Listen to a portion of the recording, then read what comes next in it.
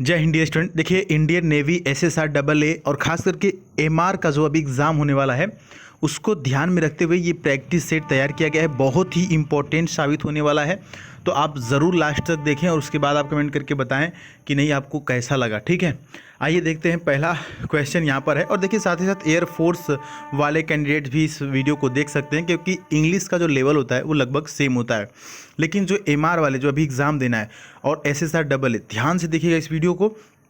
पहला question find the error से आपके सामने है कि those who are averse with hard work will seldom succeed in life, यानी कि जो लोग कड़ी मेहनत के प्रतिकूल या विमुख, ठीक है, अवर्स मतलब क्या होता है, प्रतिकूल या विमुख होते हैं, वो शायद ही कभी सफल होते हैं, है ना। तो यहाँ पर जो एरर है वो किस पार्ट में है आप बताइए।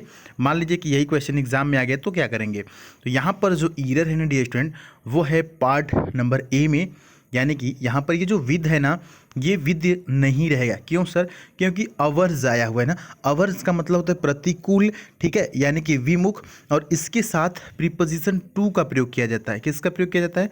प्रीपोजिशन टू का प्रयोग किया जाता है ना। तो those who are averse to hard होगा, है ना। और ये जो आर आया है ना वो दोज के लिए आया है, ठीक है।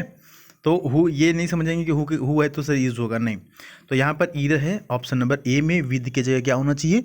टू होना चाहिए। तो फिक्स्ड प्रीपोजिशन का ये खेल है और यहाँ से क्वेश्चन आपके एग्जाम में पूछे जाते हैं। बात समझ में आ गई ना। अगला क्वेश्चन देखते हैं आपके सामने। अगला क्वेश्चन आ चुका है कि select the word with the correct spelling, ठीक है, सही सी स्पेलिंग बतानी है कि किस वर्ड की सही स्पेलिंग लिखी गई है। अगर आप ध्यान से चारों को देखेंगे ना तो ऑप्शन नंबर सी आपको दिखेगा कि ये जो इसकी स्पेलिंग है बिल्कुल सही है। स्टर्लिंग लिखा हुआ है। स्टर्लिंग का मतलब होता है वास्तविक या खरा या शुद्ध, ठीक है। और ब्रिटिश मनी को भी स्टर्लिंग कहते हैं, ठीक है। तो STRLING। अगला क्वेश्चन है कि सिनोनिम आपको बताना है। Choose the synonym. आपके सामने जो वर्ड है चोक लिखा हुआ है। चोक का मतलब होता है गला घोटना, जैसे किसी का गला घोट के मतलब मार डालना, या गला घोटना या दम घोटना जिसको कहते हैं, है ना। तो सही जो इसकी मतलब सिनोनिम यानी पर्यायवाची जो स्पेलिंग इसकी सही होगी वो होगी ऑप्शन नंबर ए, ठीक है। लिखा हुआ है स्टाइफल। स्टाइफल का मतलब होता है गला दबाना या दम घुटना, सेम चीज़ है, ठीक है। तो ऑप्शन नंबर ए सही हो जाएगा। सर जी बाकी के ऑप्शन भी समझा दीजिए। तो देखिए बाकी के ऑप्शन अगर आप समझेंगे तो कार्बन का मतलब आपको पता ही है, कार्बन। ब्रेथ का मतलब सांस, और ये क्या लिखा हुआ है सर? ऐड लिखा हुआ है ना। तो ऐड का मतलब होता है सहायता, ठीक है। वो ऐड नहीं है, प्रचार करने वाला एडवर्टीजमेंट वाला ऐड नहीं है, AID है, ध्यान देंगे। अगला आपके सामने जो क्वेश्चन है ना, इसको सॉल्व करने के लिए सिर्फ और सिर्फ एक तरीका होता है और वो होता है ट्रिक। ट्रिक क्या होती है कि आप देखते हैं पहले चेक करते हैं कि कौन सा सेट बैठ रहा है, मतलब PQRS टाइप के क्वेश्चन है, ठीक है। तो यहाँ पर ध्यान से देखेंगे, देखिए लिखा हुआ है अनइलेक्टेड गवर्नर्स। क्या लिखा हुआ है? Unelected governors. अब देखिए, अब आपको ये सोचना है कि अब जो आगे जो लाइन आएगी वो P वाला होगा कि Q वाला होगा कि R वाला होगा, ठीक है। तो अब देखना ध्यान से, जैसे ये गवर्नर्स क्या है? सब्जेक्ट है, और ये कैसा सब्जेक्ट है? प्लूरल है। तो सब्जेक्ट के बाद क्या आता है? हेल्पिंग वर्ब आता है। तो हम लोग देखेंगे कि किस में हेल्पिंग वर्ब दिया हुआ है।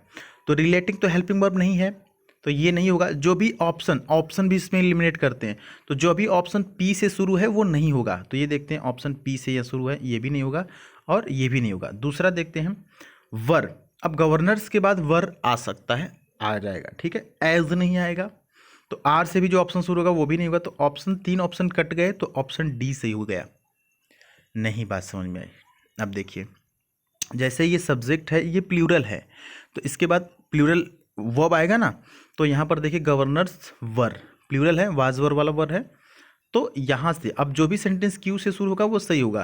तो आप देख सकते हैं कि ऑप्शन में ये वाला है, Q से शुरू है, उसके बाद R आएगा, फिर P आएगा, ठीक है। तो ज़्यादा दिमाग लगाने की ज़रूरत नहीं है। अगर ऐसे ही समझ में आ गया तो आप ज़्यादा ऑप्शन नहीं चेक करेंगे, ठीक है। बाकी तो ऑप्शन दूसरे शब्दों से शुरू है। उम्मीद है कि आपको समझ में आया होगा, बहुत ही समझदार आप हैं। नेक्स्ट है कि select the antonym of liberty, ठीक है। तो लिबर्टी का मतलब क्या होता है सर? लिबर्टी का मतलब होता है स्वतंत्रता। क्या होता है? स्वतंत्रता, यानी कि फ्रीडम। तो इसका जो सिनोनिम हो जाएगा यानी उसका उल्टा, तो वो हो जाएगा ऑप्शन नंबर ए। क्या लिखा हुआ है सर? इनकार्सरेंस। इनकार्सरेंस क्या लिखा हुआ है? इनकार्सरेंस। रेसन लिखा हुआ है ना, इनकार्सरेशन। ठीक है, सॉरी, इनकार्सरेशन। इनकार्सरेशन का मतलब होता है कैद कर लेना, ठीक है। और लिबर्टी का मतलब होता है आज़ाद कर देना, यानी कि स्वतंत्र कर देना, ठीक है। इसका उल्टा हो गया ऑप्शन नंबर ए। बाकी के ऑप्शन आप देखेंगे तो राइट का मतलब होता है अधिकार, कहते हैं ना कि ये मेरा राइट है, ह्यूमन राइट, मानव अधिकार। लाइसेंस का मतलब पता है आपको, ठीक है। चॉइस का मतलब भी पता है आपको, पसंद। चलिए आगे बढ़ते हैं। बहुत ही आप समझदार हैं, थोड़ी सी मेहनत की ज़रूरत है, निश्चित सफल होंगे। अगला जो आपके सामने दिख रहा है ना इस बॉक्स में, ये है आपके लिए ईडियम्स, यानी कि वाटर अंडर द ब्रिज। इसको मैंने ईडियम की सीरीज में करा दिया है।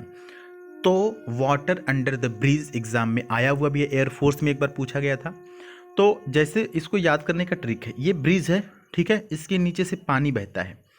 तो होता यह है कि जब जो चीज़ें बह के उस पार चली जाती हैं, बह के चली जाती हैं ब्रिज के अंदर, अंदर का जो पानी है, ठीक है, तो जब पानी चला जाता है तो पुराना होता जाता है ना, तो जो पुरानी चीज़ें हैं ना, जो पिछली घटनाएं हैं, वो महत्वपूर्ण जब नहीं रखती हैं तो उसको बोलते हैं वाटर अंडर द ब्रिज।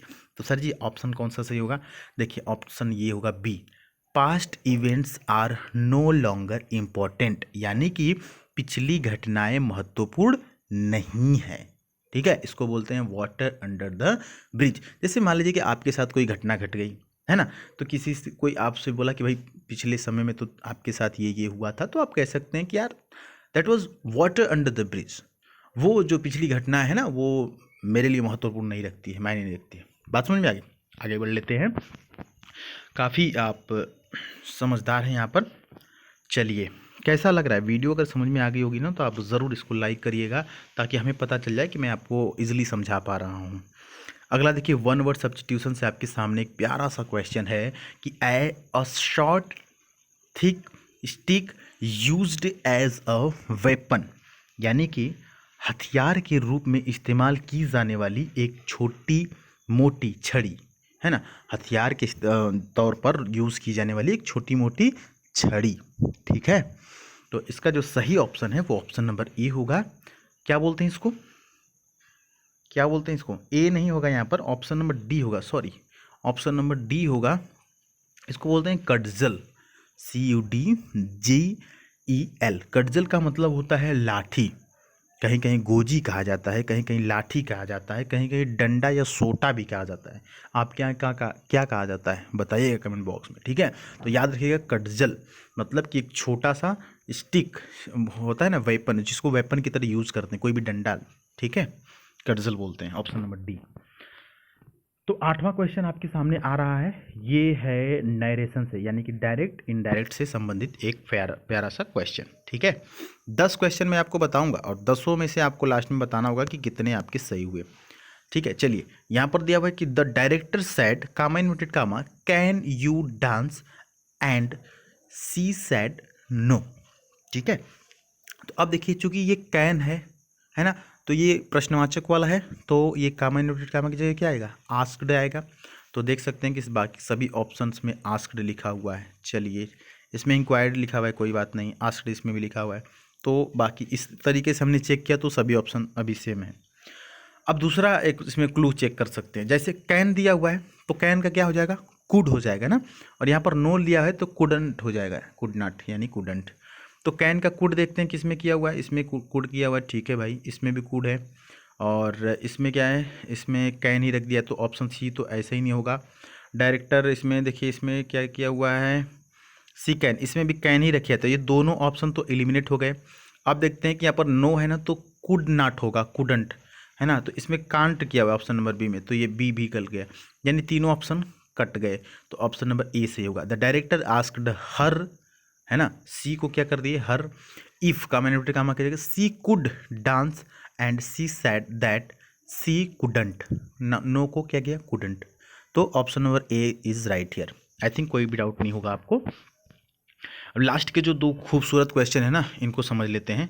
इनको बड़े आराम से समझिएगा, क्योंकि पहला वाला जो है ना वो सिनोनिम है, तो ये जो वर्ड आपके सामने खूबसूरत सा दिख रहा है ना, लिखा हुआ है इंडेंजर्ड। इंडेंजर का मतलब, डेंजर मतलब समझ रहे हैं, खतरा, है ना। खतरा क्या, रिस्क, या एट रिस्क, जोखिम भरा हुआ, रिस्क हुआ, रिस्की। ऑप्शन नंबर ए, है ना। कुछ लोग कह सकते हैं कि ऑप्शन बी भी सही हो सकता है, एग्जैक्टली। थ्रेटरिंग का मतलब लेकिन होता है धमकी देना ना, तो ये थोड़ा सा अलग है। थ्रेट करना किसी को मतलब धमकी देना, लेकिन रिस्क और इंजर्ड मतलब दोनों। इन डेंजर, डेंजर का मतलब खतरा, रिस्क का मतलब भी खतरा। कहते हैं ना कि कौन रिस्क लेगा, यानी कौन खतरा मोल लेगा। तो option A is right here, exactly ये सही है। बाकी कुछ लोग बी के साथ भी जा सकते हैं, बट ज़्यादातर जो ज़्यादा सही है वो ऑप्शन ए है। और बाकी सी ऑप्शन देख लीजिएगा, सी में क्या लिखा हुआ है, प्रोटेक्टेड मतलब सुरक्षित, और वार्निंग का मतलब चेतावनी। आइए नेक्स्ट देख लेते हैं, जो कि लास्ट है। एंटोनिम बताना है रिफॉर्म का, है ना। रिफॉर्म, रिफॉर्म का मतलब होता है सुधार। कहते हैं ना कि रिफॉर्म हो रहा है, सुधार हो रहा है ना।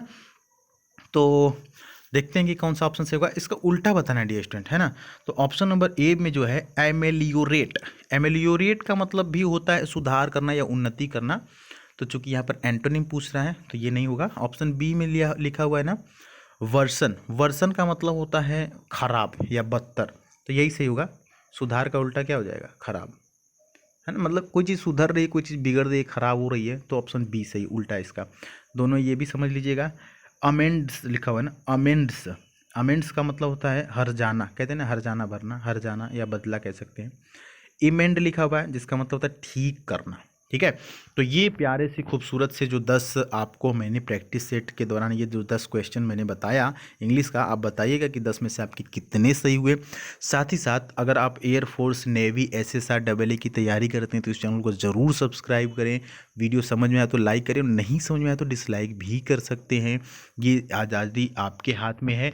और अपनी राय कमेंट बॉक्स में दीजिए। और रोज़ आपको इसी वक्त, ठीक है, लगभग 6:30 या 7 या मैक्सिमम हुआ तो 7:30 बजे तक आपको ये प्रैक्टिस सेट मिल जाएगी। कब तक, जब तक एग्ज़ाम नहीं हो जाता MR वाला, ठीक ना। और उसके बाद SSR AA के लिए अगर आपको चाहिए तो फिर से कंटिन्यू मतलब ये चलता रहेगा, ठीक है। आपके हिसाब से ये चलेगी चीज़ें। मिलते हैं फिर अगली वीडियो में, दीजिए हमको अलविदा। तब तक के लिए क्या, जय हिंद, वंदे मातरम।